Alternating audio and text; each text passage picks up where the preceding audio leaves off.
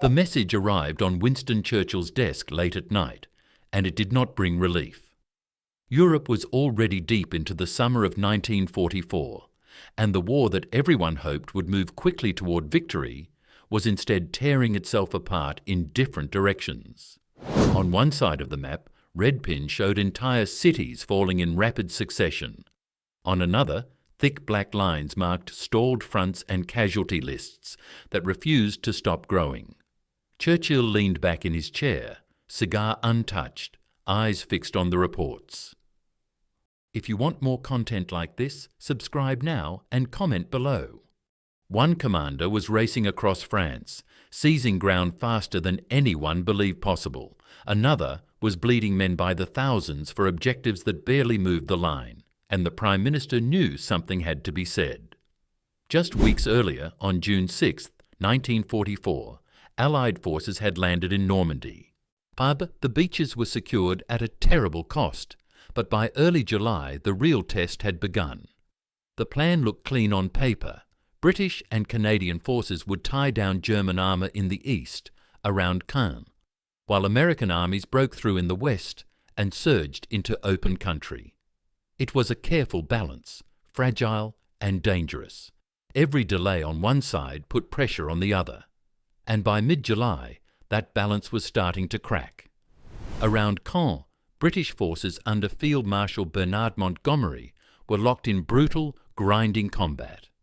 The land was flat, open, and perfect for German defence. Villages became fortresses. Wheatfields turned into killing grounds. Attacks gained hundreds of yards at the cost of hundreds of lives. By the time operations like Epsom, Charnwood and Goodwood were finished, the casualty figures were staggering.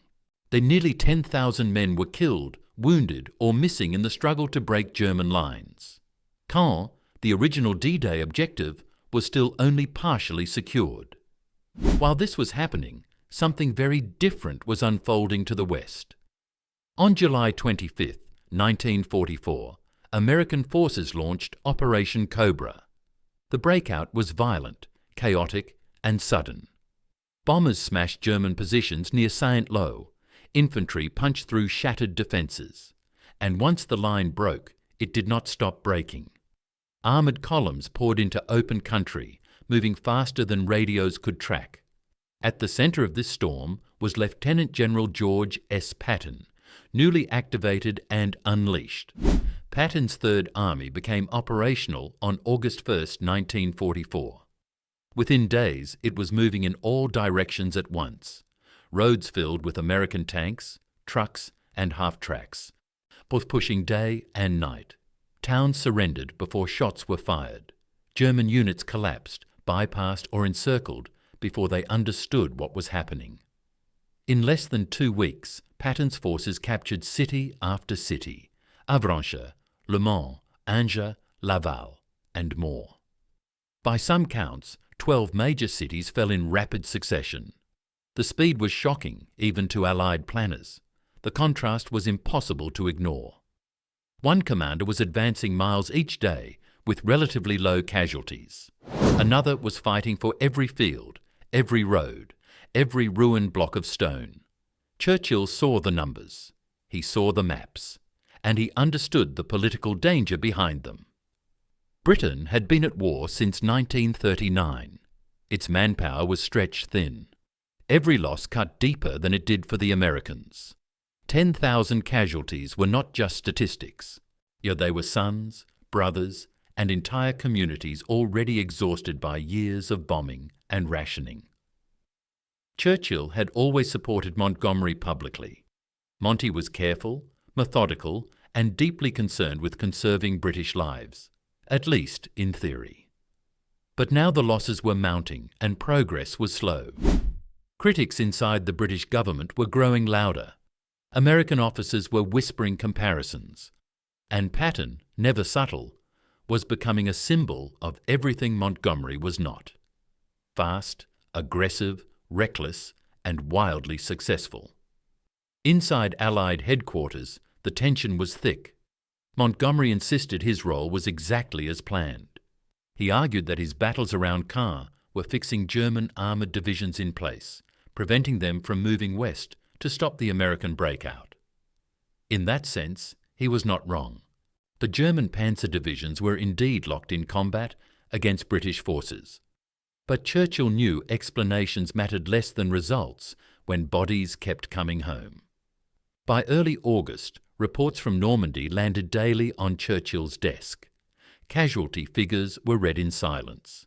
Maps were studied late into the night, and then came the comparison that could not be ignored. While Montgomery's forces were still grinding forward outside Caen, Patton's columns were already swinging south and east, threatening to cut off entire German armies. The Falaise Pocket was beginning to form, a potential catastrophe for German forces in France. It was during this moment that Churchill reportedly made one of his most telling remarks. Frustrated by the imbalance of progress and loss, he spoke privately about the situation in terms that were blunt, even for him.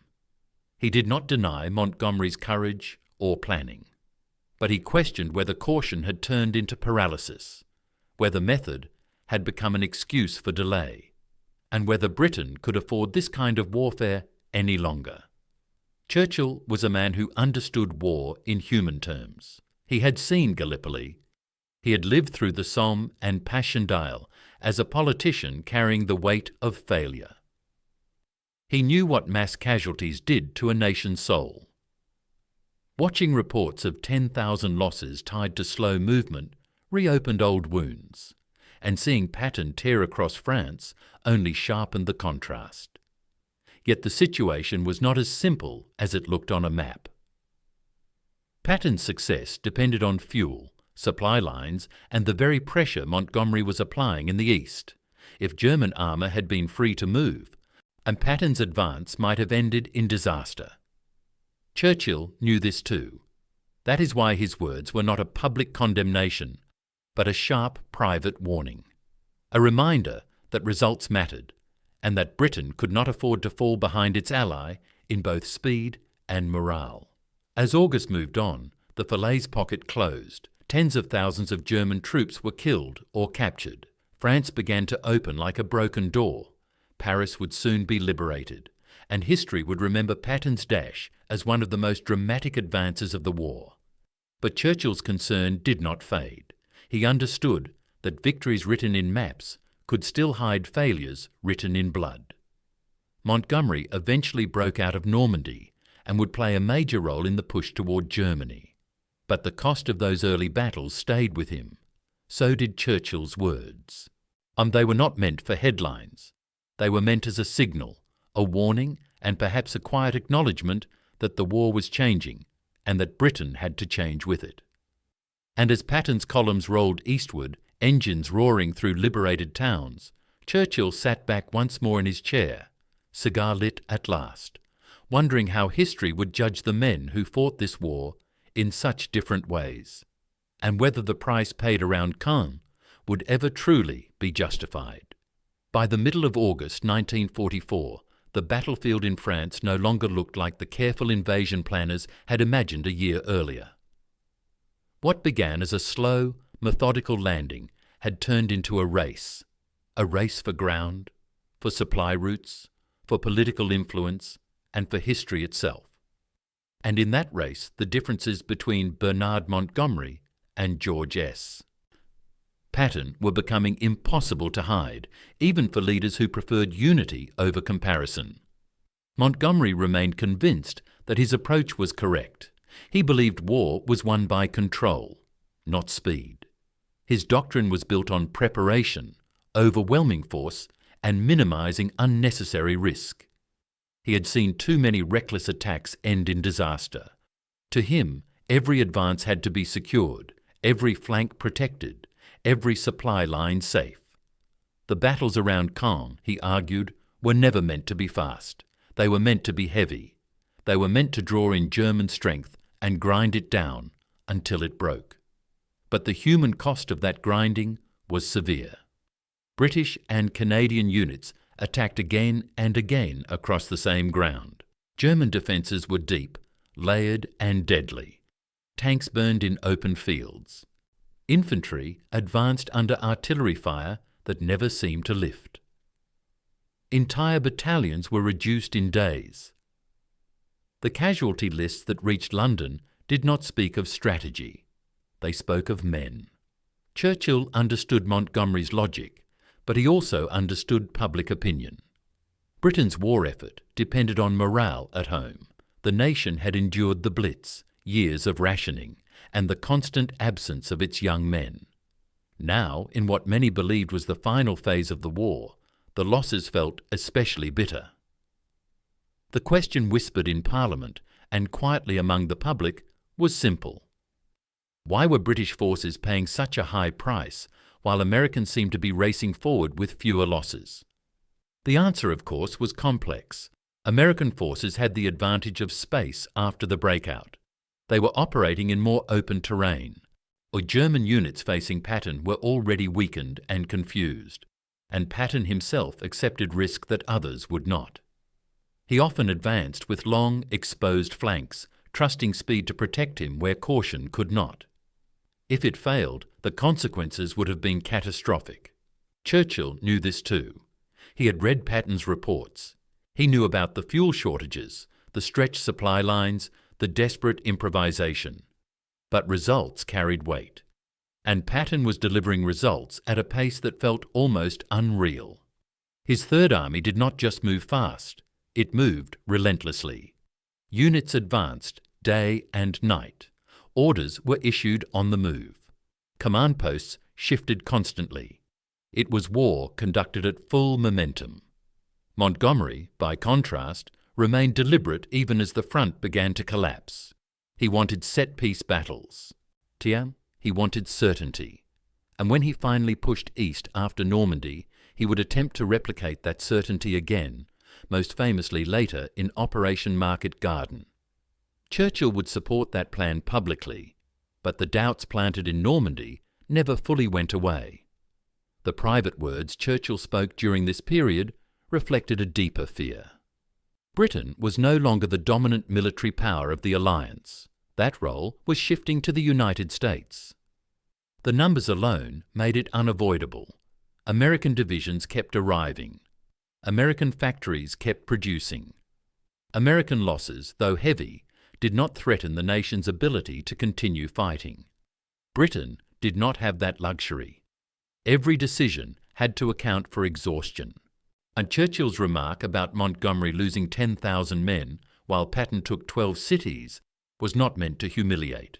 It was meant to confront reality. The war was changing shape.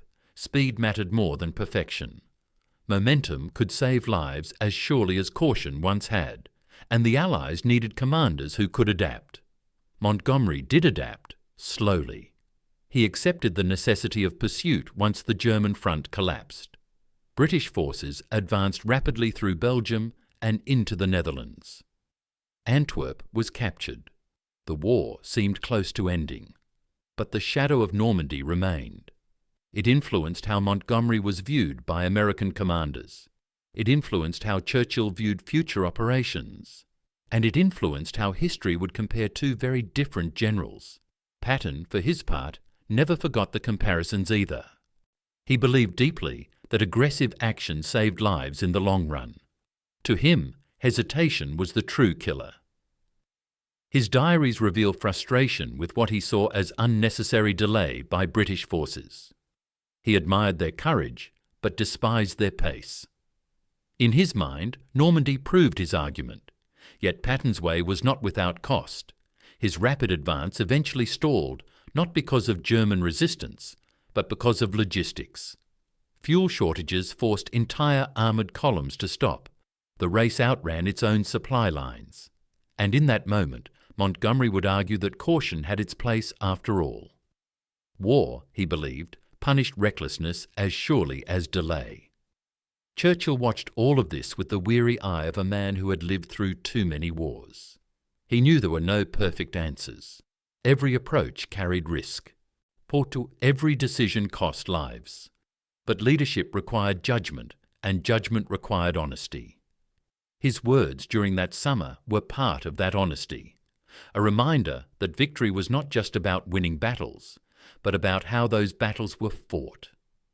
By the time Paris was liberated on August 25, 1944, the debate had faded from public view. Celebration replaced criticism. Flags waved, crowds cheered, but behind closed doors, the lessons of Normandy were already shaping plans for the final push into Germany. Churchill would continue to support Montgomery, but he would also demand results. The patience of 1940 was gone. This was the war's final act. History would later soften the contrast.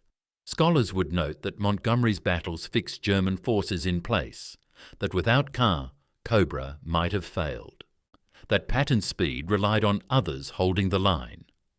All of that is true, but history would also remember the numbers.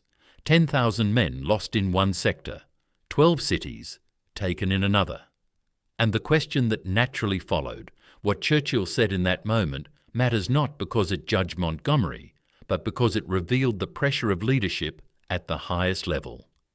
The burden of deciding how fast is too fast, how cautious is too cautious, and how many lives a nation can afford to lose before success becomes failure. In the end, both men played their roles.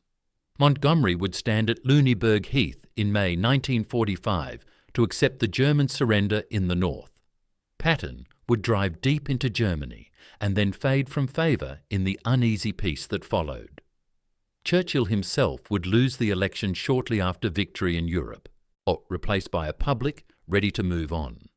But for one tense summer in 1944, as maps changed daily and casualty lists grew longer, Churchill's quiet words captured a truth that every war eventually reveals.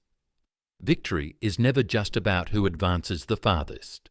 It is about how much a nation pays to get there, and whether it could have paid less. And that question, once asked, never truly goes away. If you want more content like this, subscribe now and comment below.